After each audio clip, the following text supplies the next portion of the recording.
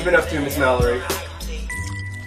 I've been playing Torchlight 2. Nice. I downloaded it on Switch. It's a really great game. It is. I was definitely surprised. I did notice that there are times when you like glitch and you get stuck in the same spot. But I found that if you switch from like online play to single play and then back, like it'll fix itself basically. So that was cool. Okay. And then sorry, just because it's gonna pick that up. Wow. Huh? No, nothing. Go. And then what else doing have I audio been doing? QA. Been watching a lot of Downton Abbey. Mm-hmm. That's one of the shows I never thought I'd get into, and now, like, I can't stop watching it. And yeah, that's about it. Other than getting laid off. Oh, that's no good.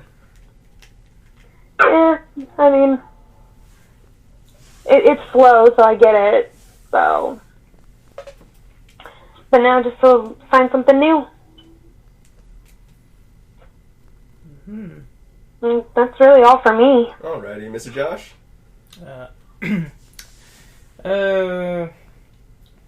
Still slowly going through Deadly Premonition 2. Mostly just been watching stuff this week. Unsolved Mysteries finally on season 2. Spent a lot of this week. Oh, gee. Oh, yeah, that's right. The other one. When does the new season or new part 2 come out? I think next month, right? October 19th. Okay. A couple months still, unfortunately. Yeah. I mean, we're almost in September, so you're... I just hate the fact that it's only going to be like 6 more episodes. Yeah, that's a bit of a bummer. Yeah. But anyways, but yeah, season 2, cool. Yeah, OG 1. Mm-hmm. Spent the majority of this weekend watching Steven Universe. I'm like on season 3 of that one. Oh, okay. Yeah, it's been really good. Really good show. I just remember that being one of those things where it's good. In fact, one might say great. But a lot of the fan base just absolutely murdered it for me. Like, just hearing people be really cringy and talking about it online, I was just like... Yeah. Delete Twitter, please. And just cancel Twitter in general. Doesn't take away from the fact it's a good show, though. Yeah. So. Yeah, but stuff like that, I mean, we have a mutual that can turn shit off hard for stuff, obviously. So, yeah. But... Yeah, pretty much think that's not too super eventful. Finally got some practice with guitar ends, so that's kind of good. Mm-hmm. Some productivity there. But aside from that, not too much. Been a bit of a stressful week personally, as you're aware of. Because of car issues, so that's been fun. But yeah, that's more or less it. Can't really think of anything else. Alright, Mr. John? Nothing too crazy. Warm Wounds of Madness, and started my Grounded playthrough on Last of Us 2, so that's frustratingly fun. Okay. Nice and easy. Yeah, for me, just watching/playing more wrestling. Wondering how 2K as a studio gets away with making these games. Like, 2020 was, like, just broken to the point where they just couldn't get away with it anymore. But even before that, they're still pretty bad. Like, it's crazy just seeing a ladder knocked down and Jeff Hardy walking through the air. Even though, like, it's like, this surprisingly is better quality than the newest one. But it's still one of those things where I'm just like, how, though? Like, how? Like, there are so many both indie and major games. Yeah, there's some that are just, like, fucked, obviously. But to this point, like, to that point, I suffer through several things where, like, the person that's hitting is being talked about as if they're the one being hit. So that's really weird when it starts doing that. Like, I'll be beating up the guy and they'll just be like, Samoa Joe's taking all the damage. And I'm like, but I'm doing the damage. That's me. Why? How am I taking the damage? And that just goes on for a while. And there's, like, certain matchups where that'll just happen to the most extreme extent. Like, it's really, really weird. I don't know. I know 20 just basically took all the glitches from 2019 and excelled it into infinity, obviously. They just put the turbo button on that, but I don't know, it's weird. The game, it's fine. It's fine for what they are. I still think that sports sim games are always weird. You know, NBA Live, back in the day, will always be better than NBA 2K later on. the old school wrestling games from N64 and all the way up to PS2 will always be better than the 2K games later on. I just don't understand if it's actually, if there's a audience demand for sports sims, or if they're easier to make, which they are, by the way, and the industry wants you to think that that's what everybody wants, so they force that upon you. Obviously, this year they're not doing 2K21 for WWE. They're going to be doing 2K Battlegrounds, which comes out on the 18th, so I'll probably have a review on that whenever that comes out. So I'm going to grab that one at launch, because if it's anything like WWE All-Stars, even slightly like that, it'll be good stuff, because it's going to come back to arcadey dumb bullshit. Do I approve of it being weird big head chibi people and flying through the air and stuff? Not really. I'm not a fan of that kind of aesthetic. But if the game's fun, I'll get over it real quick. I mean, the roster looks pretty cool. It's got a mix of old school, Ultimate Warrior, Undertaker, stuff like that. But you have new people like Asuka and New Day and stuff like that. So it'll be interesting to see a game like that come out that's more arcadey, because it can't be much worse than 2K20. I'd be very surprised. It at least looks like it runs. So we'll see. Can only go up from there. Pretty much. But I do hope that despite the low bar, they actually clear it pretty well. I hope. But we'll find out on the 18th when that comes out. I'm going to pick it up on Switch. Well, you know what? As gung-ho as I am about picking up stuff on Switch all the time, I am starting to kind of wait till day 2 of times now before I pick up Switch ports, just to be sure. I've only been betrayed a couple of times, but a couple of times, $60 each time, enough to still be like, maybe I should not always have all the faith in ports, just because you just never know. So I might wait to see, because if the PS4 version is better, I might just get that. But given that if it's even okay on Switch, I'll probably pick it up there. And then other than that, I started playing one of the games that I talked about last week, Short Hike, which has been a lot of fun. So far, again, a lot of it's just kind of like figuring out your way. You have your vague objective. It wasn't fair for me to say no objective, but vague objective, and then you're just kind of figuring out what you need to do from there, and it's up to how crafty you want to be, if you want to just do everything so linearly, or if you want to do everything and kind of like get ahead on stuff. So like, you know, I found a few items that I needed to find, buy or whatever, or you would assume you need to buy, but I found ways to kind of use the glide mechanic and get them early and stuff like that. So really cute graphics. The graphics don't look as low poly as they did on the trailer. They actually look fairly nice. I don't know, it's really nice. And then, of course, it has a dynamic soundtrack, so depending on what part of the map you're on, the music does change. And I found that to be a very useful indicator, since there's no compass or mini-map or anything like that, because that'd be weird in a game like that. It is nice to be able to use music cues to kind of remember, oh, okay, this is the part where this cabin is, or this is the part where this person is, just by what music's playing, which I think that's really cool. And the music's very pleasant, very calm. I don't know if there's going to be any dark moments in the game, because it's very cutesy explore. The whole point is to take a short hike, title of the game, up the mountain and then get to the peak, which is apparently really hard. And so far you're just kind of making these goals. To get past this first part, I have to collect these 7 golden feathers. And so to do that, you know, you have to save up currency. You have to find currency. It's not like you can like earn it. You don't do odd jobs or anything. You go find that, and then you, of course, also can just find some in chests and everything like that. So really fun game. Good stuff so far, so I'm enjoying that. And then, of course, every time I do want to play the new Control content, even though I'm really not thrilled with the way they're handling next-gen stuff. It's still arguably better than charging $70 like it looks like Call of Duty's going to do and stuff like that. But other than that, I do want to play the new Control content. But the weird thing about it is I keep getting confused, and I don't know if it's because I'm in that wrestling mindset or if it's just because I would have made that mistake anyways. But their new DLC abbreviate AWE. I keep seeing it as AEW, so it's really weird where I'll keep thinking that a new episode of AEW came out, but it's not. It's a video talking about Control's latest DLC, so I'll just be like, that's cool too, but not what I expected. And it doesn't help that sometimes it has a silhouette of a person that looks like Chris Jericho, but it's not, because it's the person from Control. But yeah, so, I mean, other than that, that's it gaming-wise, that for me personally. And then, of course, you know, Chadwick Boseman died, which sucks. As someone who had cancer growing up, I can definitely say not everyone is as fortunate to be able to work through that. So it is crazy sometimes how early something like that can claim certain people. You know, he's only 43. You know, that's only 10 years older than me, basically. And just crazy to think about it that way. Like, 10 years from now, I could be gone, or even less than 10 years from now. Just like that, you just never know. He seemed perfectly healthy. I relate with him very much in the extent where I can have a ton of health issues and nobody has any idea, none the wiser unless, I tell you, because you just don't know. And, I'm not the type of person who goes on social media and is like, yo, I suffer from this, guys, check this out, I'm WebMD. I don't do that bullshit online. I just, keep it to I shut my mouth and I just kind of deal with it because, it's something that I think should be taken seriously. And I understand that some people feel better when they tell everybody their laundry, but, I'm just not that type. And clearly, Bozeman wasn't either. And so I really respect that kind of strength it takes to just kind of hold it in sometimes. And even though it's kind of a tough fight yourself, sometimes things need to be dealt like that, especially something that personally that he was trying to take care of. He was doing his best to take care of it. And so there's that. The creator of One Piece, probably lying, but in a recent interview claims that One Piece should wrap up in about 4 to 5 years from now.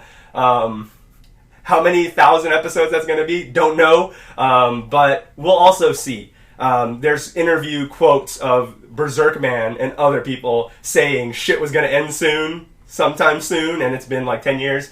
So we'll see. If it does end, it would be interesting to see a show that's been on that long actually wrap up and people's reception of it. You have stuff like Naruto. I don't know how many episodes Naruto ended on, but I don't think it's anywhere near One Piece. Well, you have to also keep in mind that manga and anime are separate beasts. Right, sorry, excuse me. So for One Piece, was it the anime or was it the manga now? I forget now. Well, the manga's still going, and he's like all that. But yeah. Once that wraps up, then it's going to be on the anime studios, because, Naruto was over for a few years before Shippuden finally ended. Mm. So yeah, that interview, just to be clear, it was regarding the manga. It was going to end in the next 4 to 5 years. So we'll see. He did say that, he kind of doesn't rest when it comes to One Piece, so he isn't like some of these other creators, like, let's go back to just talking about Berserk Man again, who takes these really long hiatuses. Yeah. So he doesn't do that, and I'll give him credit. That's hard, and I'm sure hard on his health, but, it does give me a little more faith that he is going to wrap up in 4 to 5 years than anything else. Plus, that's a really long time if you think about it. That's a pretty generous, that's a good amount of time to wrap anything up, really. Good or bad. But anyways, getting to the point of what I was saying is I'm going to be very curious if it does end in the next 4 to 5 years, because I really do want to know what everyone will finally think that it finally wraps up. This long journey that's been going on forever, because I know a lot of people who like One Piece. I personally just am too intimidated by the episode count, so I've just never dove in there. I've seen the occasional episode, but I think I maybe know 2 people that have seen all of One Piece, or are current with One Piece. Maybe 2 people, if even. And so, because of that... even if I go back and decide to read all the manga, I don't think I'm ever going to watch all of the anime. Does it have the same problem with Naruto, just like a lot of filler arcs and stuff like that? I mean, I'm pretty sure there's some filler. I don't hear anything notorious about it, like Naruto and Bleach. Yeah, because those two I know have ridiculous, easy cutout amounts of filler. Yeah. I would honestly like to see a Kai version, like Naruto Kai and fucking Bleach. Man, I don't even give a fuck about Bleach, so I don't care if they ever do it for that. But I would actually care enough about Naruto to watch it if I had the just get to the fucking point version of it. So actually, the good thing about the original Naruto anime, not to be confused with Shippuden, right, is once a thing happens. You can just stop watching it. Oh, okay. There's literally no point afterwards because everything is just filler. Now, is Shippuden like a sequel series, or is it like Brotherhood? Or it's a sequel series. Yeah, it's a sequel series. So Shippuden picks up right when Naruto leaves and he does his little training. He's older, and it picks up from there. And granted that there is filler for Shippuden, it's definitely not as bad. It's fucking egregious, yeah. Yeah. Actually, people that I've talked to, because I've only seen certain episodes of Shippuden. Like, if there's a certain fight that I just wanted to see in the anime, I'll look up those episodes and watch it. But people that I've spoken with who have watched Shippuden have actually told me that some of the filler in there is pretty good, and it actually fills a lot of gaps and stuff. Actually does its job, manga. Filler. It actually does it. That's good. That's good to know. Now, I'm assuming that in the original series they did all that filler because of the typical anime reason, which is ahead of the manga. Yeah. Okay. Yeah. Of course. I mean, there were definitely a few filler episodes sprinkled in, but once there was a certain point, it was absolutely nothing but filler. So you really could just go ahead and skip to Shippuden. Just stop. Yeah. Like, just stop right there, and then start with Shippuden. Boom. Yeah. Cool. I might do that then. Yeah. Maybe they won't do a Kai version because of that. Yeah, I mean, that's plus, the one simple let's thing. face it, Naruto's big, but Dragon Ball Z still gets that kind of money where it was worth doing a Kai version of that. Yeah. I'm not trying to throw shade at Naruto. I'm just trying to say that if you're looking at the global influence phenomena that is Dragon Ball Z, you could probably throw a little more money at Dragon Ball Z and get away with it. Yeah. So there you were. They had the money to just redo a whole fucking series. But yeah, that's good to know. I might actually do that then, if that's actually a thing. Yeah. I guess the only problem is as I get close to the part, I might just need an episode number instead of knowing what happens just to be safe, so I don't get anything spoiled. But well, if you were to ever, and if you have questions, you can definitely ask me. Okay, cool. The thing is, I never want to bring it up because I don't want to spoil it. But yeah, for sure. Yeah, so I think if you were to watch it, you probably would know. You could just be like, "Hey, the thing you mentioned, was it this?" And, and just tell you yes or no. For sure. Yeah, but now something like Bleach is a little bit more difficult. I would recommend for anybody wanting to watch Bleach, just watch the Soul Society arc and stop there. I guess Bleach is just not that interesting from what I've seen. It starts off really cool. I mean, yeah, I loved the premise of Bleach. I love. I don't know if it's Tite or Tite Kubo, but like I love his character designs. It was a really neat concept and shit. But yeah, I don't think he's like the best writer. Yeah. Yeah. Well, the anime kind of sucks because it has that one filler arc that really doesn't mean anything, and then it kind of picks up from there. But sadly, with Bleach, a lot of the really interesting characters, nothing really happens to them, and from my understanding, it's literally just Ichigo getting stronger and stronger and getting some new crazy ability. So, I don't know. Yeah. I feel like Goku did that, and then now it's just so passé for everybody else to do the same fucking thing. It's not so with Goku. It's just he just got a new Super Saiyan form, right? Whereas with Ichigo, I'm probably gonna go into spoiler territory here, but I don't really care. I don't give a shit about Bleach. So like with Ichigo, it's like, okay, you're a Shinigami now. Oh, cool. Now you have your Bankai, so you're stronger. Oh, but guess what? Your Zangetsu, your weapon, the guy who forges all of them has no idea what the fuck this is. Oh, guess what? You now have hollow powers now from that one time that you accidentally turned into a hollow.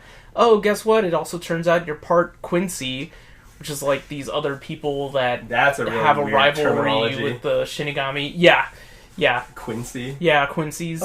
Oh, I'm becoming a bit Quincy, mate. Yeah, so he's half Quincy, and then kind of finds out that his dad used to be a Shinigami. That so sounds even stupider than I thought half it was. Shinigamami, half Quincy, and then this sounds actually somehow dumber than what I imagined it was like. It would be like so it'd be like if Goku became stupider every single time, and they kind of hint at things that became things later. Goku, you're part Namekian now because you went to planet Namek to fight Frieza. Yeah, cool, dude. That sounds dumb. So point of the thing, watch Naruto, maybe. Fuck Bleach. So that's the whole point of this. And then finally, some mixed reception, as you'd imagine, about something like this. Toonami recently aired a Black Lives Matter speech by Tom on Toonami. And it was... I had mixed feelings about it. I was happy with it because the message was great. It's a little weird that they, cut in a dark-skinned character from Naruto who we're not even sure if he's necessarily black. He's just dark-skinned, so I don't know if that's a black guy. But aside that, do you happen to know which character it was? It looked like some jobber. Like it looked like some background village man that was just running towards the camera. I don't know. But anyways, because he just looked really generic. He looked like one of the village guys, just wearing like a blue suit, and there was no standout features on him. He just looked like background jobber man that was going to get killed in the next episode. I know usually the first one that comes to my mind is like Killer Bee. Maybe. Let me look him up real quick and see if that looks familiar. Killer Bee Naruto. No, not him. Okay. It just was some skinny, small guy that was just... Oh. Anyways, and so I just find it kind of cringy. They just cut through like a few background, non-important characters that are dark skinned but ambiguous to their race, and I was just like, that's a little weird. I mean, I guess you have to do that because you anime and you have no choice. Yeah. But we know Bobobo is a black dude, so like technically you should have shown him, but you didn't. And but anyway, but the message was good though. He talks about it. It's just like, it's crazy to think in fucking 2020 that racism's still alive and fucking rampant and blah blah blah. And of course you have a bunch of people who are just like, stop pushing this agenda, this bullshit agenda. And so, the comment section's full of fucking angry ass people who are just like, this is stupid, keep politics out of my anime time and shit like that. So, but yeah, it was nice of them to do that. I think that they were very aware that this was going to get a lot of backlash. But I think that at this point, after we've seen several companies or whatever either do it genuinely or do it because it's cool. And then at this point, I think there's obvious reasons it's kind of like, it shouldn't have never went away, but obviously there's recent events that it's kind of rekindled even those who've kind of like walked away from the flame already and did it because it was trendy. And so because of that, I think now we know that anyone who does it is going to get some sort of backlash from it. So at this point, it truly is a conscientious effort to want to say the message at this point because you will get shit for it. 100%. It's just you will.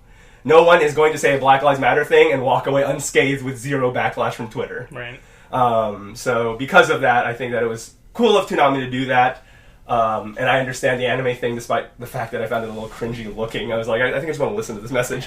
But aside that, cool that they did that. And if that really did upset you, you might want to rethink your stance on humanity. If being anti-racism makes you angry, that's kind of like a problem because you're probably racist at that point. I would hope none of our listeners think that way already. You never know. They play games. This is true.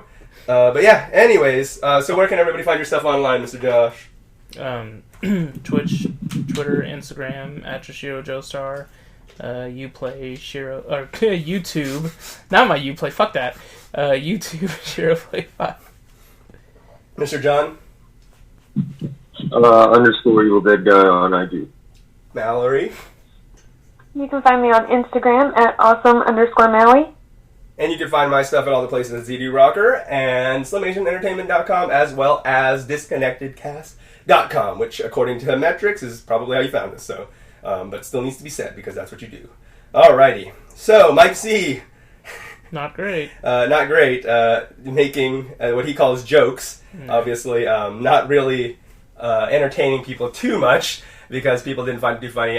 This on top of his transgressions that have happened since EVO got canceled / pre what was going to be EVO. He hasn't been on the hottest winning streak, kind of taking over in a very Pitchford-esque way of being in charge of a company and ruining everything. I was going to say, he's almost becoming the modern Randy Pitchford. Yeah, kind of.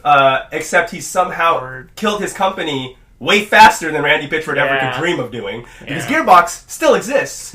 And so basically what happened with Lab Zero Games is they're pretty much not a thing anymore. A majority of the staff has quit. And what happened is the way the logistics kind of went down. Now, prior to the Mike Z controversy, by the way, Lab Zero are the ones who make Skullgirls and Indivisible. So prior to all this, it already kind of started getting a little rocky because what happened is Mike Z bought out the company Lab Zero. But what the plan was, when he bought it from the parent company, the idea was that him and the remaining staff, of course him with a majority share, but the idea was that they were going to split the ownership of the company across the board, where everyone would be part owner of it. He would just be owning half of it, and everyone else would half the half, or whatever, or split the half, rather. Then all this controversy went down. Before all that could get finalized and people could know how much of the pie they're getting, all this controversy happened, and it was across the board, including him admittedly, that he should probably step down and leave the company.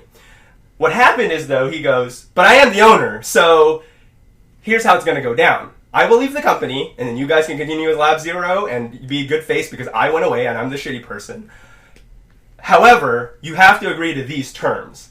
They didn't disclose what his terms were, but apparently they were so disagreeable, which is probably I want 90% of the profit or whatever, or I want 90% buyout or whatever. It was probably something. It was something that had been so high and god awful ridiculous of an offer that they rejected it immediately and were just like, no. So then he said, okay, fine, then I'm the only owner of the company. So now he's staying, and he's claimed full ownership of the company and has now scrapped the idea to share the company with anybody. So Mike Z is now the 100% owner of Lab Zero. And because of that, and because of the fact that it doesn't look like there's any way that this can be resolved, where people can keep their jobs without having to work for him, everyone started quitting. The lead artist left, the lead animation programmer left, and it just started going downhill from there. And pretty much the only people who haven't left just haven't left yet, and are probably just trying to figure out where their resumes are going to go first before jumping ship, and so that way they can have some sort of a paycheck before just totally leaving their job.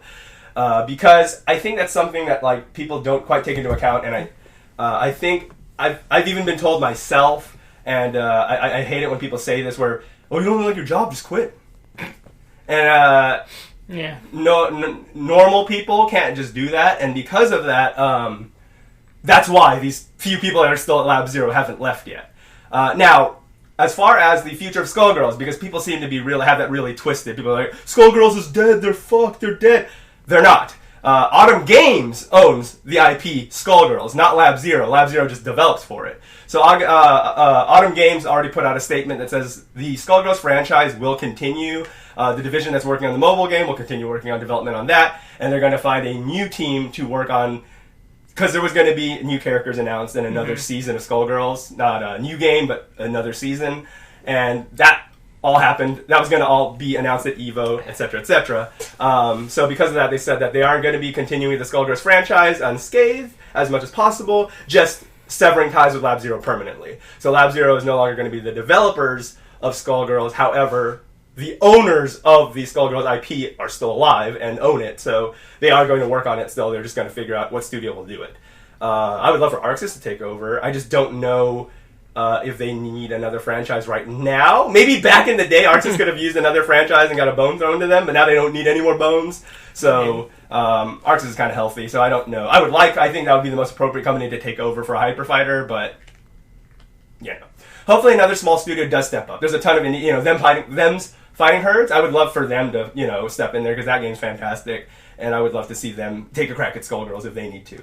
So hopefully someone does take over for it and it goes through well, because Skullgirls is one of the best fighting games out there in terms of that style of, again, Hyper Fighter, multi-character switching and stuff like that. So good hype stuff. Hopefully that exists. And I just wanted to say all that to clarify it, because, again, I've seen a lot of statements online of people being like, Skullgirls is dead, blah, blah, blah. And I'm just like, it's not really dead, but, them's the homeworks. I did it for you.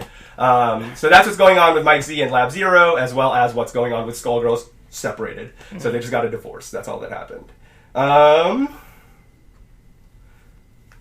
Mal, John, I know Josh has played like a bit of Skullgirls. I know you're not like the biggest fanatic main or anything like that. But Mal, John, have either of you guys played Skullgirls before?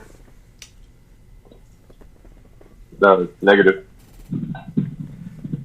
All right. I've seen a little bit of gameplay, but I haven't played it. It looks interesting, but I haven't played it. Okay, yeah. Yep. Yeah, good stuff. Ubisoft piling onto their resume of lots of crap that's been going on. Now let's refresh everybody the fact that they've been going through 2 months of sexual misconduct allegations through this big Me Too movement that's started, again, 2 months ago and has been continuing through those 2 months, with the most recent person being fired like an episode or two ago from when we've been reporting it. Now, not just does Ubisoft hate women, as proven by those employees. They hate black people, too. So basically, in their latest trailer for some Rainbow Six nonsense that was going to come out, there's a new terrorist group called Umbra who's going to enter the scene. Yeah. And the logo for Umbra happens to be the Black Lives Matter logo. Like, straight up, like, cut and paste. Not, it's a black fist, kind of looks like it. Like, no. If you look at it, they just straight up took a PNG of the Black Lives Matter logo, removed the Black Lives Matter half of it, and then pasted it everywhere. Yeah, it's very blatant. So yeah, it's really bad. Ubisoft, of course, their statement is it was an accident. We obviously don't think that Black Lives Matter is a terrorist organization that's trying to change the world through violent means.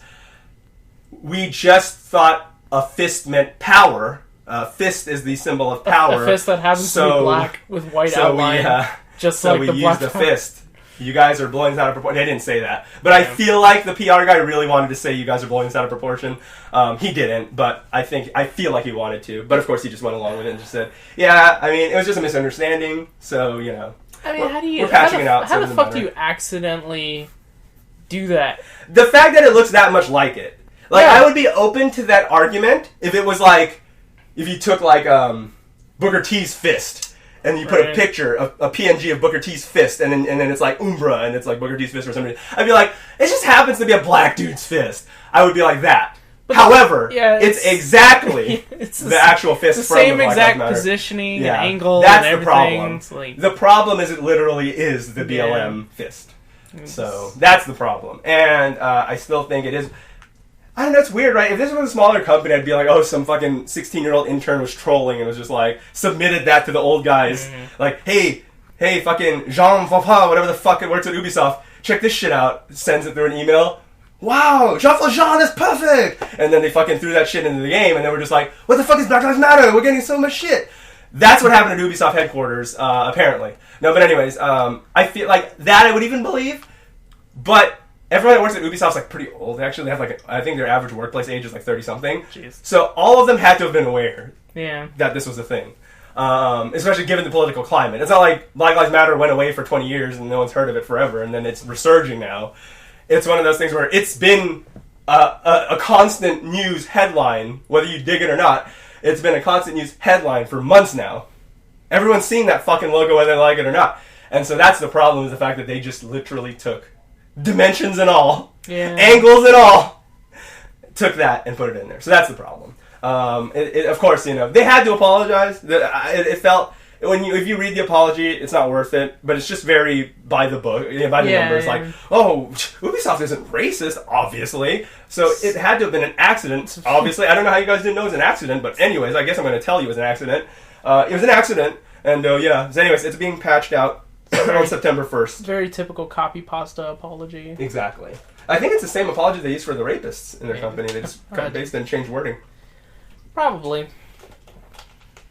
But yeah. So anyways, it'll be patched out September 1st. Don't worry. You guys can still enjoy that content until the 1st. Because it's still in the game right now. So you can go do that. Okay. Oh, 343 had to address a few rumors. A lot of rumors have been flying through the mill lately. None of them were announced at Gamescom. So of course that means 343's statement was probably correct.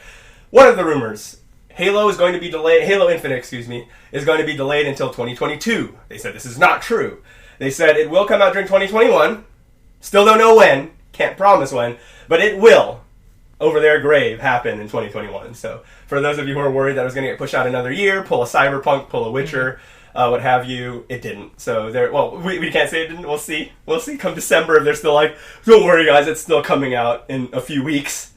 So yeah, there's that. And then the other one is that there was rumor that they were going to remove the Xbox One version and only do a Series X version. They said that's also not true. They said they are going to do a full-fledged, updated just as much as the Xbox Series X version for Xbox One. So not to worry about them. They're not going to drop support on last gen just like that.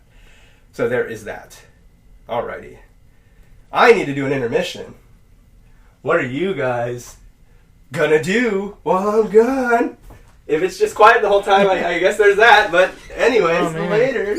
Time for the fillers. Yeah.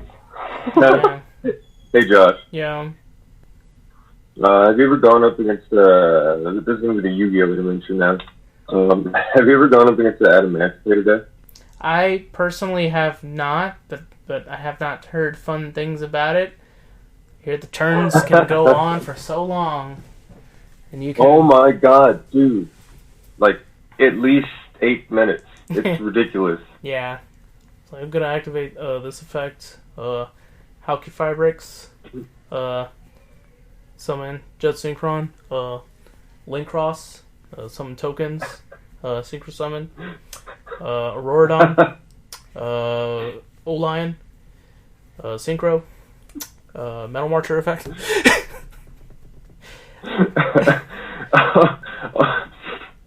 And then, oh god, the worst part is he had that new Dark Magician card, the Red Eyes one. Oh, Red Eyes Dragoon.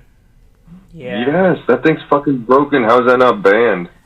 Well, the ban list won't come out for a while, hopefully soon, but I don't know if they're gonna ban it like right away. It's not banned in the OCG. Actually, a buddy of mine and I, we went halvesies on a case of tins, so I'm still waiting for those to come in. That should be tomorrow, I think. Ooh, good luck. Yeah, so I don't know if we're gonna get a Dragoon. I'm kind of looking for Extravagance. That's one that I'm kind of looking for. And hopefully Trade Fodder, so I can get some Forbidden Droplets. I want a playset of that. Well, But, that's a broke-ass card, too. yeah. But, yeah, I mean, new ban list update should be soon-ish, hopefully. I know a lot of people are kind of hoping that, I think not so much Halki Fabrics, but probably Linkross. I think they're hoping for that to get banned. Yeah, that card's ridiculous, man. That's just not fair. That's too versatile for board setup. Yeah. So, well, we'll have to That's see. not it. We'll have to see what happens. I think some people are probably suggesting that Borload Savage Dragon might get hit. I kind of hope not. I do like that card. That one's pretty neat. But, yeah, no, Linkross, definitely a problem. Welcome back. Bit. All right. Good job, guys. You guys are like Naruto at this point. All right. Cool. So, yeah. So, John, did you hear any of those rumors before the dismissal, or kind of just not really listening to the rumor mill for Halo? No, I haven't paid too much attention. In fact, I was going to make a joke about one of the games later about how that's the Infinite I'm more hyped for now. Oh. I mean, not like being sarcastic. I'm super hyped for Halo Infinite, but it's just the delay and the way everything looks, and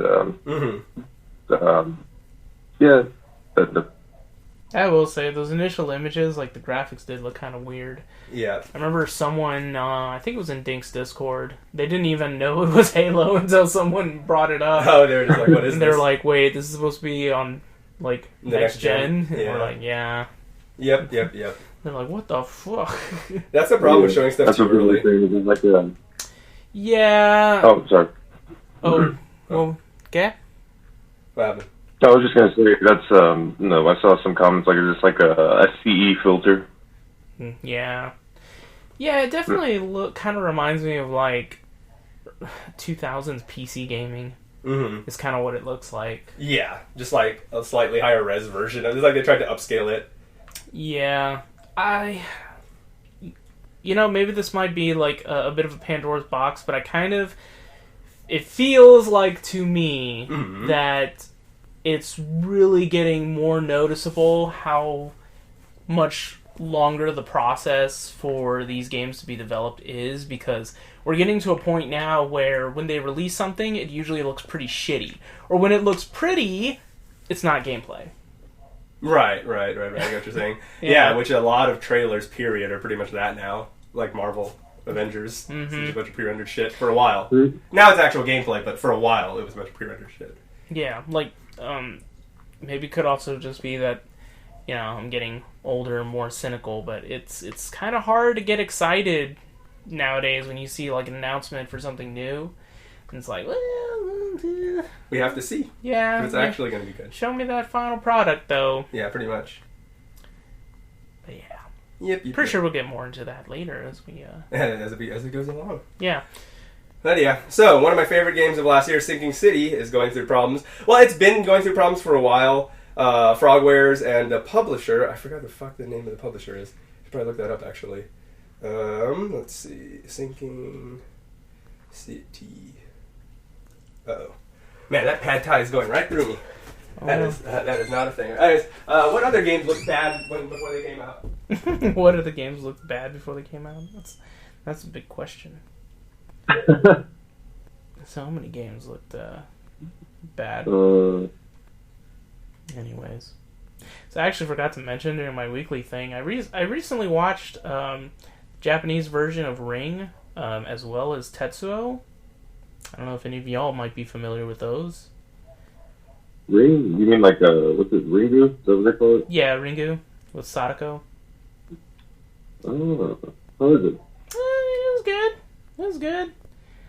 I don't know. Like, I mean, it was pretty nice. I honestly don't remember too much about the story from The Ring. But I don't know. Definitely, there's a difference in styling with American and Japanese horror. Because I remember in the American one when I don't even remember the girl's name, but when she crawls out of the TV, like they make like a big thing out of it. But in the Japanese one, like they're panicking, and then like she just crawls out like, "Yo, what's good?" and then just kills you. It's not like this built-up shot. Yeah. It doesn't really play with angles too much. It's just, yeah, she's crawling out of a TV. There you go. I don't know. It was all right. Is it more like tense? I've only ever seen one Japanese horror film. It's the one where he ties her up with like twine, and like it cuts into her skin. And that was maybe like 16 years ago. Oh, geez, that does not ring any bells to me. Yeah, I don't even remember. Like, I couldn't begin to tell you the name. If anybody knows, let us know in the comments. Yeah. I know I've seen like a few. Like, I've seen Cairo, which was the Japanese film that Pulse was based off of. But that one, yeah. Pulse was okay. Yeah. Interesting concept. Right? Like, a cell phone that kills you? But Cairo was, like, way more different because it's actually, like, about the internet.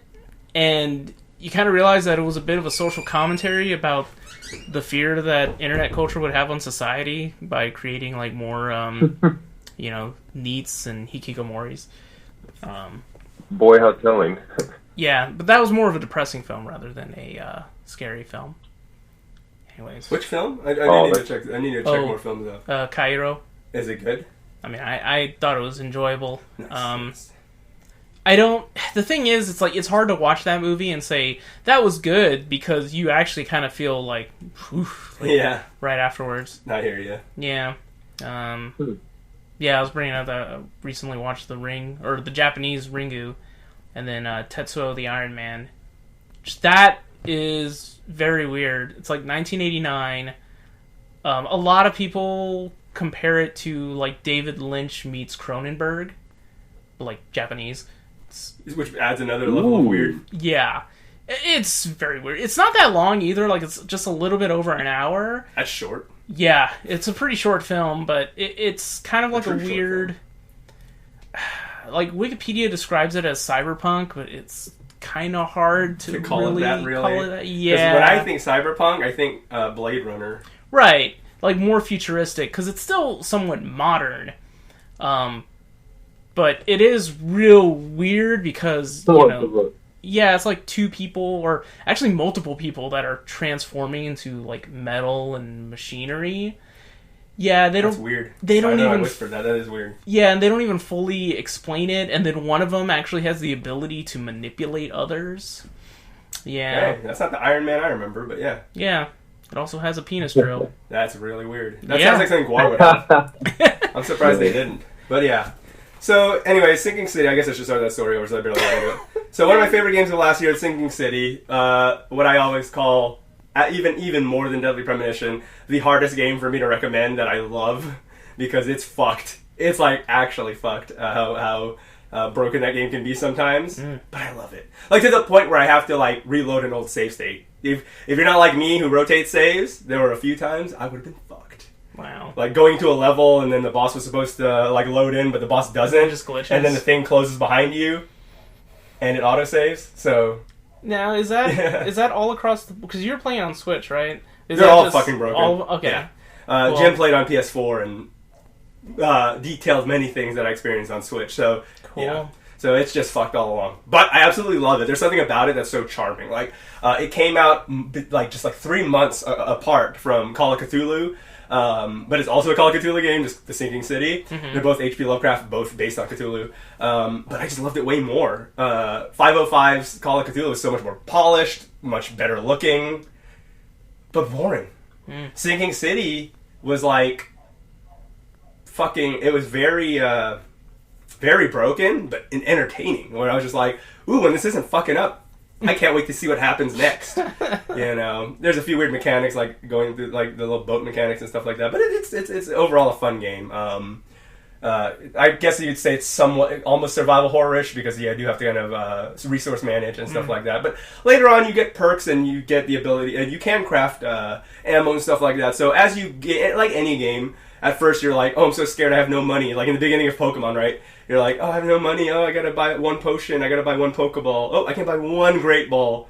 But then by the time you beat the Elite Four, you're like, I got money, bitch! You're just like, you have like a million whatever the fucks, and you're just like, I don't know what to do with this now. I can buy a trillion Master Balls. And, you can't really buy a Master Ball, but if you could, you could buy a bunch of anything, and it doesn't matter anymore. Or, you know, so it's one of those things. It's hard at first, but then you go along with it. The game is being delisted, unfortunately, on several platforms because of a... They published it on certain platforms, but what they did is another publisher, Nacon, they fronted the money to publish it, since Frogwares is a smaller developer, to publish it on the bigger platforms, which were more expensive. So Sinking City did it on Switch, whereas Nacon published it on Xbox One, PS4, PC, through Epic Games, and Steam as well. The deal was, we will do this for you, and we will make all the money up front, and you will be paid a share of royalties. Every time you sell X amount, you get a payment of this amount. After 4 months, the money stopped showing up. So as of like late last year, November or something like that, or late end of last year, they ended up being in a legal battle because there was no good answer. The answer was always the money's coming, you are going to get the money, we're just having a bit of a delay. Right. Excuses. So Frogwares already started a legal battle back then. Jim Sterling has a great video that covers exactly what happened. Another case of many cases where the publisher fucks the developer. We hear about it all the time for different reasons. And because of this, they are going to be delisting the game on several platforms. If you own it already, obviously they can't take that away from you, but they don't want Nacon making any more money, so the only way to do that is to just totally delist it, which they have the right to do because they still own the IP. So they're using that flex to force them to remove it from the store. Interesting. So you can still get it on Switch and everything. They're even advertising it. It's even on a huge sale right now. It's $12 on Switch instead of $60 or $50 or whatever the fuck. But yeah, so right now they're doing a big sale of it, and I think the one with all of the DLC and everything's like $16. So everything's all there on Switch still, but they are going to pull it from everywhere else. But yeah, that's what's going on with that, unfortunately. According to them, they do have documentation that they are owed 1 million euros or 1.5 million US dollars in back royalties. So definitely a good amount to fight for. And now I know for some people they're going to be like, it's not that much money, especially if you're talking about Call of Duty or whatever the fuck, but they're a tiny company that makes fucked games that are fun. Leave them alone. Frogwares didn't do anything wrong.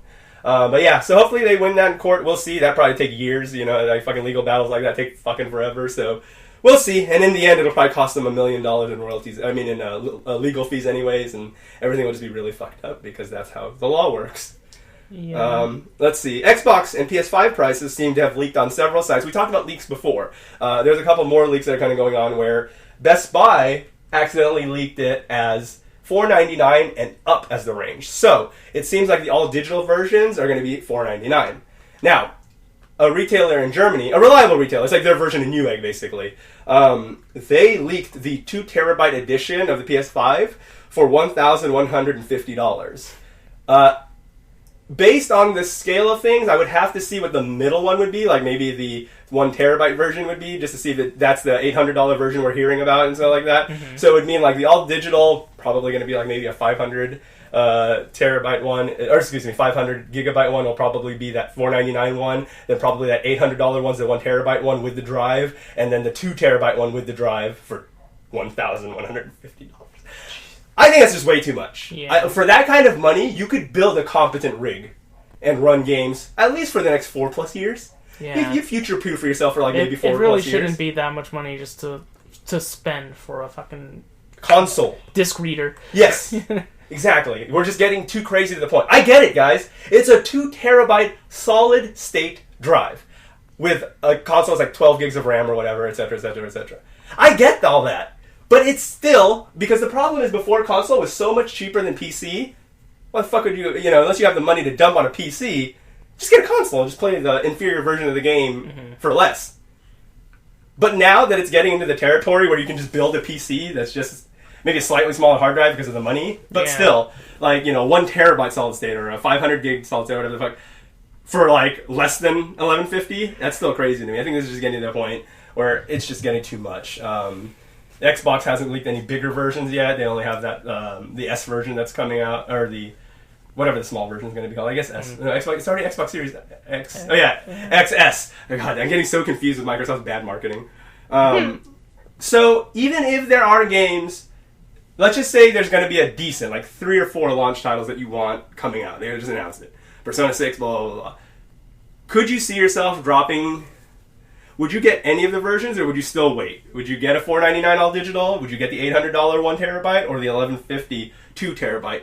Josh, is that something you would do? If there were games you wanted at launch, is that something you could see yourself wanting to do, or trying to do? If it's just too ridiculous a price point just to have like a... My thing is like, give me like a physical drive, just because I still like to... Okay, so that would be a turn off to that $499 one. Right, but if it's just too much, then yeah, whatever. I guess I'll get the digital, but...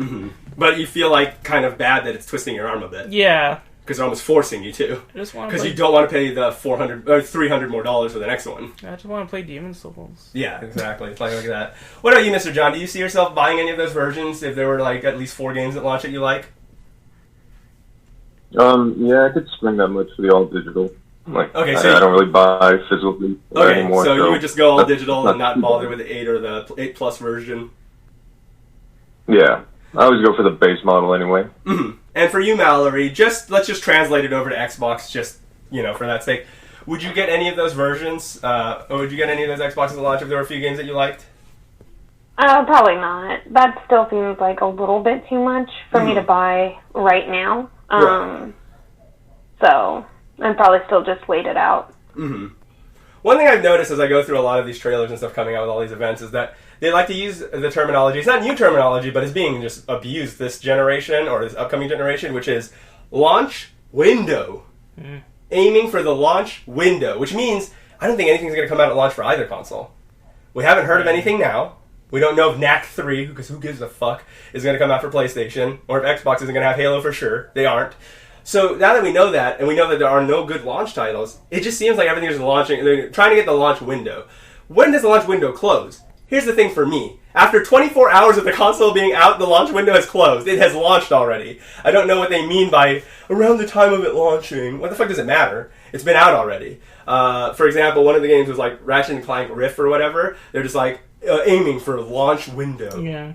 The fuck is that? Technically, we're within the 5-year launch window of the PS4. Is that a window still? I don't fucking know. It's a house at this point. It's not really a window anymore. So I don't know what they mean by launch window. Because there's no such thing. That's the only problem. Again, to me, there's launch day, the end. Yeah. You have launched. Yeah. 24 hours later, even an hour later, you're gone. And they're like, it's been 2 days now. Yeah, that's the thing. It's like, what does that mean? Like I said, we're in a 4 to 5 year launch window past the PS4. That's all that means. You remember when a console launched and it came with the game? Like, Merry Christmas. Here's your Nintendo 64 with Mario Kart 64 included. You have I think it's the last time a game that good came with it. But yeah, it's like you get your game, you get your console. You just get 1-2 Switch now, which sucks ass. But, yeah. I mean, I know like the kind of like pre-package stuff. Like I remember when I finally got my PS3, it came with a copy of Lego Hobbit. Yeah, like, the launch Switch came with 1-2 Switch, but it's just bad. Yeah, but right. It came with 1-2 Switch. Yeah. So it did. Nintendo still does it apparently. Because up to this generation, Wii came with Wii Sports. Wii Sports, yeah. Which is fine. And Wii Sports is fun. I got fun out of that. Yeah, and I know my Wii U came with Mario Kart. Sucks, so I don't care about that one. That came with it, but it sucks. Yeah. So yeah, I guess PlayStation and Xbox haven't done it in ages. Yeah, because I don't so think... Nintendo keeps that going. Yeah, I don't think any Xbox or PlayStation console has ever launched on initial release, like bundles later, yeah. They make bundles Nintendo later, but is the same one who still does it to present console. Again, with the launch Switch, obviously the Switch Lite's not technically a new console. So that when the Switch launched, it did come with 1-2 Switch. So it came with the game. Yeah. So that's the thing. So it always does. Nintendo has still yet to drop that ball. I do wish that things would do that still. I wish other ones would try to do that. But I guess with PlayStation, you're going to have the Duck Lake demo, and then Xbox is going to have not... I don't even think my Switch came with 1-2 Switch. Oh. Well, the launch one did. Yeah. The launch one did. Yeah, mine didn't. I think I ended up just... Yeah, no, wait, I don't think I bought Fire Emblem. I bought it, like, shortly after, but... At the launch window. But yeah, what was I going to say? Yeah, I don't know. Anyways, nonsense terminology like that doesn't make the industry seem any more confident. It just seems really stupid. Gamescom was the last 4 days. There was one trailer that I saw. It was like kind of cool, but then I was just like, this isn't worth showing everybody though, so I didn't put it on there. Dragon Age 4 is a bunch of talking nonsense over pre-rendered nonsense. So they just talk about how much they want to make the game and how they've been trying to make the game, and then that they're gonna make the game, but there isn't really anything actually shown about There's Dragon some Age 4. concept art. Yeah, that's pretty much it. Let's talk about Solus.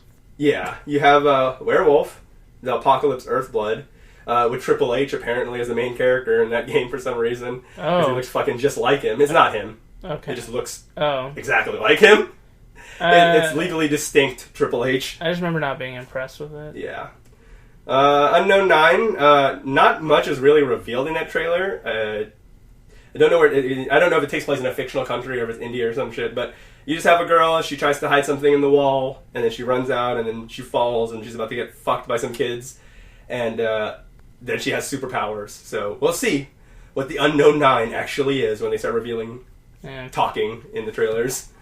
Grime looked really cool. That was the one that reminds me a lot of Blasphemous. I think it's only listed for PC, unfortunately, at the moment, so unfortunately it's not the worst way to play it. But it does look really cool. A lot of learning your enemy's patterns, timing, side-scrolling stuff, so a lot of combat and everything, so that looked really cool. Star Wars Squadrons, a lot of talking, but they at least try to show a little bit of the gameplay.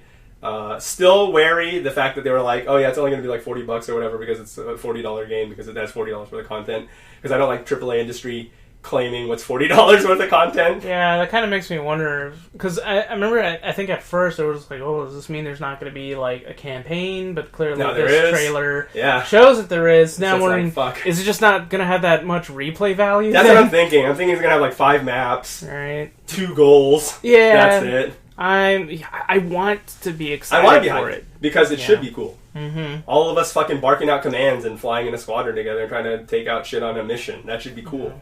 But we don't know it, will we? So we'll have to see, because it's EA. Yeah, fuck you. Quantum Error, that was a very weird looking one. That was the one... Was that the one? No, that was later on. I think that looked like the Russian one. Quantum Error was the one that looked like weird last-gen graphics. I don't remember anything. That one was the one with like the weird floaty face and everything. The lady looked really fucking weird. Bright Memory Infinite with some Japanese shit. I thought that one looked alright. Yeah. I just wish it showed actual gameplay, because that's all obviously pre-rendered. Just next gen. I guess it could be real. They could be running it on a dev kit, but it looks really good, and that's the only reason I doubt it, but hopefully it actually looks that good. Ghost Runner.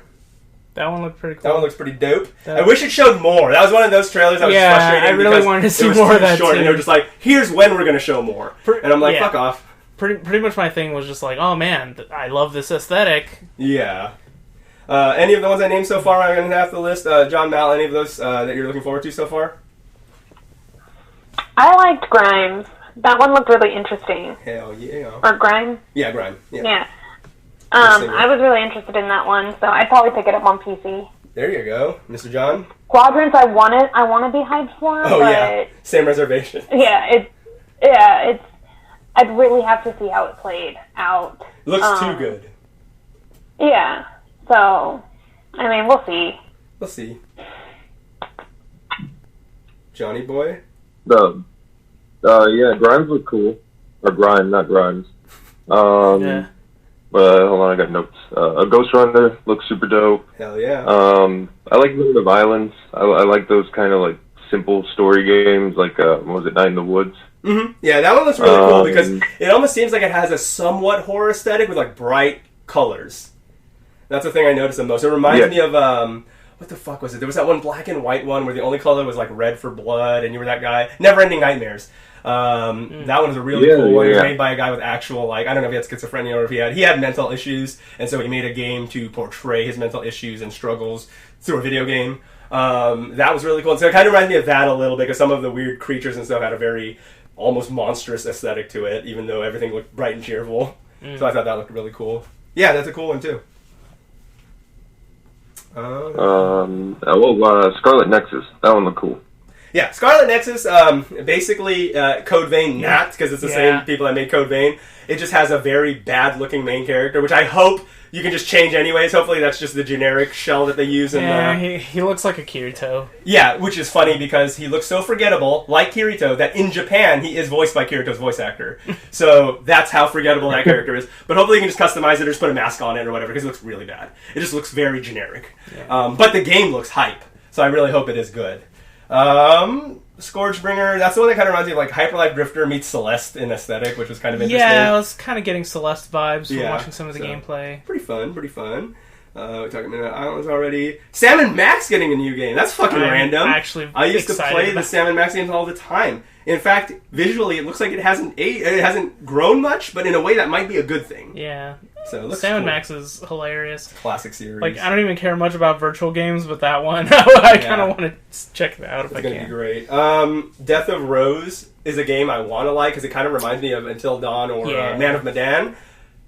By description. The only thing, they didn't really show much. That's the only problem. Yeah. The way they described it sounded amazing, but I didn't get to see any of that. Yeah, the video was kind of... boring. Yeah, it was very lukewarm. But what they were saying sounded cool. Because they do that thing that I just initially hate, is when you're just kind of talking about, like, the world of this game is designed to blah, blah, blah, blah. And it's like, that's cool, how about you show us? But yeah, if they were French, I would expect that more, but they weren't, so I was really surprised. Yeah. I mean, I hope it's good, though. Hopefully it's good, because it sounds cool. Yeah. The only things we didn't see anything cool. In fact, it looked kind of stupid. There's just the guy walking through the same room over and over again, looking really bad. Yeah. Sims 4 is getting a Star Wars expansion for some fucking reason. That's weird. Yeah, that was really weird. I mean, Sims have done stuff where like you can go to China and stuff like that in Sims 3 and stuff like that. But not just the Sims 4, not as good as Sims 3, but it's just weird. You just go to Star Wars land. I don't know. Then you can kind of import it back. You know, you can go to that other area, and then you can come be the actual, like, what is it, Batu or whatever. Yeah. And then you can like use the aesthetics and stuff like that in your own home and stuff like that. I guess. I don't know. It's weird. Paradise Lost, I wanted to be hyped about, but it also that's a weird Russian one, I guess. It like has a slow mo shot at the beginning, and like that dude getting shot in the face by that chick or whatever, and then. But it's a very vague trailer. It kind of made me think of Kolat or a lot of those fucking Russian games where it like it has that vibe. So hopefully it's cool. It was just a very vague trailer, so we'll see. And then the last one, the one I didn't show you guys, was the one from the creators of Canarium, horror game called Transient. Again, another trailer where it's like, what the fuck is happening? But it looks really cool, so I'll link that later. But that was one I was just like, that looks cool, but again, not enough where I was just like, guys, watch it real quick for the cast. I was just like, this is not that cool.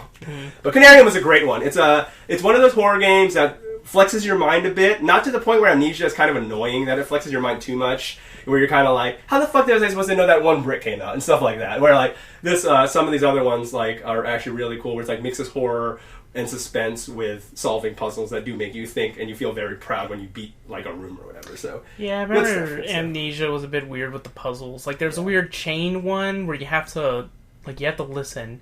Yeah, I hated that. Yeah, and in a game where sometimes you don't want the volume too loud. Yep. And it's like, really, I have to move these fucking chains until I hear something. And it's not even where it's like this audible click. It's just, if you notice, the chain just sounds slightly different from how it previously was. It's just too convoluted. Yeah, I was kind of like, man, fuck that shit. I think I ended up just looking up a guide for that puzzle. Otherwise, I didn't think the rest of Amnesia was that terrible. But... yeah, the second one was. Yeah, I don't remember too much about part 2. Just, I got bored. Yeah, it's pretty boring. Yeah. New Call of Duty game, Black Ops series, Cold War. Yeah. So there's that. It's got Ronald Reagan, yay. The right-wingers getting really angry, saying that they use right-wing propaganda in the video. So I did get... I saw something very hilarious on Twitter, because apparently they stated that you can play as a non-binary soldier in that game. And someone just put in, like, I'm just laughing at the hilarious idea of Ronald Reagan acknowledging they, them pronouns, sending you to go kill leftists. Yeah, that seems that seems really weird. Yeah. So there's that. Yeah, it's very like, what the fuck? Fuck Ronald Reagan. Yep. Carry on. So that's the political commentary of the day, guys. Opinions! They're allowed, especially on podcasts.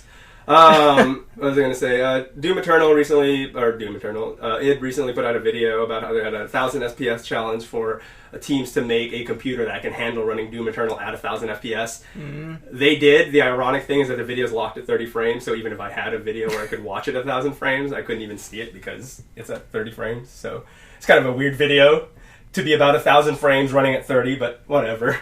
They built a computer that had some insane liquid cooling because that was the only way you were going to run Doom Eternal at 1000 frames a second. That's fucking... What a stupid idea. That is such an overpowered computer that's future-proof for like the next 10 years. Yeah.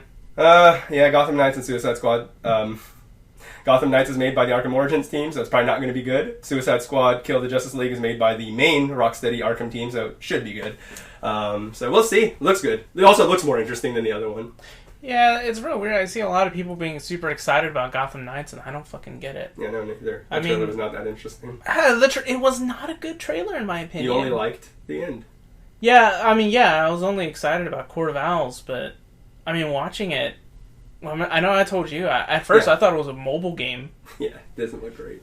Yeah, because, they're showing them fighting stuff, and I'm just like, okay, but it doesn't actually look like gameplay. Yeah. At least Suicide Squad was clearly no gameplay. Yeah, They were just obvious about it. They were just transparent about it. Right. And then they show the fact, I guess they're trying to showcase, you can do coordinated attacks. So it's like, that just kind of looks like something like you just push a button and it just... Yeah, yay. It's just going to have a prompt, when you go up to them on the side, press X next to Robin or some shit. Yeah, not Robin, but, whoever. Yeah, so it just didn't seem very, organic. So I really didn't get too excited about it. I think it's cool that it's a Batman game that encourages you to not play as Batman. Yeah, it's nice that both games are actually going that direction after killing us with nothing but Batman the last gen. Yeah. So that's neat. But, yeah. Mal, John, anything? Gotham Knights, Suicide Squad, Kill the Justice League, either of those seem interesting? Not too much. I'm not too into, superhero video games. But, I've played some of the Batman series, and it was good. I just don't have the attention span to keep going sometimes, so. Johnny? Honestly, I haven't looked into them. I'm kind of burnt out on, a lot of my old fandoms, so I haven't really been paying attention to, Batman and Star Wars and stuff like that. Understandable. Switch Pro, rumored again. No substantial evidence or good sources. Just the rumor mill worked up again. Didn't Nintendo already say, no, stop? Yeah, they did already. They're doing it because it's another year now. They said that it wasn't going to come out this year. They said there's no new console coming out in 2020, but now people are just so that means 2021, so that's what's happening now. Jeez. The Witcher's getting a Pokemon Go-like. Yeah, that's weird. I heard about that. That's weird. Now, that has to just obviously do with its Netflix success, because before Netflix, no one gave a fuck about The Witcher, which... Fuck y'all! I know. People tell me, you should be happy, though. Your franchise is getting fucking clout and getting budget. And I'm just like, still, fuck y'all. I told y'all that shit was good. But it took Superman to show you guys that it was good. There's no ETA, just says soon. It's by a company that they absorbed in 2018 called Spoko. So there's that. A developer recently showcased in an article how bad the discoverability in the PlayStation Store is. Unless you're Ghost of Tsushima or something like that, you basically never pop up as a suggestion, and the indie developers kind of talk about how that's a real bad curse on PlayStation. Apparently on Xbox it's a little bit better because they actually have an indie section showcase thing, but PlayStation apparently doesn't have anything like that, so if you're an indie game you just get fucked on PlayStation. Apparently that's why a lot of these new games are announcing that they're coming out on Xbox, Switch, and PC, and a lot of indie games are foregoing PlayStation because they don't see a home there for indie. So even though PlayStation tried to go with that route in their marketing, they're like, we but really want to focus on indie games. Yeah, they did that and then didn't give them any money. Whereas Xbox literally paid budget for several indie games to get done and stuff like that, which is really cool of them. One of the games I backed years ago, it's coming out next year, so still a while, unfortunately, but Bushiden, hyper ninja side-scrolling fast action game. So looked really cool during the Kickstarter 3+ years ago, so I backed it. Still waiting. That's the problem with Kickstarter sometimes. You wait years for your game to come out, but when it does, it's usually the ones I've backed. I seem to have good luck in it being good, so there's that. And then finally, Doom Eternal story expansion that's coming out does not require the main game. But because it's a story expansion, I don't see why you wouldn't buy the main game first, because it's the sequel story, continues the story of the main campaign. But if for some reason you just want to play you want to start at Evangelion final episode, you can now. So yeah, anyway, so basically they're just trying to show, I think what the main point is, so that was my joke, obviously. It's true though, you can just buy it, but what I think it is so you can just delete Doom Eternal. I don't play Doom Eternal anymore, that's taking up 80 gigs. Mm-hmm. See you later. Now I just have the 30 gigs for the expansion, so I can just play the expansion. I think that's why they did it that way. Probably. So, kind of cool that you can do that at that point. Now, if it's the same size, fuck off, that's just stupid then, but I'm trying to give you guys the benefit of the doubt of why you did that, is for space management, especially on PlayStation, since space just literally gets eaten up. If I clear that hard drive right now, my terabyte hard drive, I have like 300 gigs that are just stuck. That have like I don't know why PlayStation bricks memory. It's really fucking stupid. Like on the 500 of the 500 base memory, it's like I have like 200 that doesn't work. It's like some shitty cache that you just can't clear. Yeah, yep. Yeah, it's they said the only way to clear it is to format the system, and I'm not going to do that every time I need a few more gigs. Yeah, that's stupid. Fix that next time, PlayStation, please. Jesus, what happened? That's it. I would say that's my only two gripes with PlayStation, basically, is the controller battery life and that weird hard drive shit. It's like just put in an option to clear the cache. You can. And then it doesn't. Yeah. It actually has that option. You do have one in the options menu, but when you do it, it shows that it's gone, but then it still says you need 20 gigs still, even though you needed 20 gigs before clearing the cache. It's bad. Yeah. But yeah, so that's my gripes with that, is that they did that, but it's just bad. But yeah, other than that, that's it for the week. Not really that busy of a news week. You know, Mike Z, Ubisoft, and then of course Gamescom, and that's basically it. Gamescom is one of the biggest conventions of the year. Obviously just digital this time, so just a flurry of trailers. Stuff that looks promising. My personal opinion, the Nintendo Indie Direct still looked better. That sale's over now, but I would still recommend picking up a short hike for like $8 still, even not on sale. Raj, and then Evergate also. Like there were a lot of cool ones that they showed, so I would say those are definitely worth picking up, and the ones coming out next year, just look forward to that. Other than that, we will catch you guys every Monday at 11 a.m. Central Standard Time, and until the next episode, we will catch you guys then. Until then, see ya. Bye. Bye. Bye.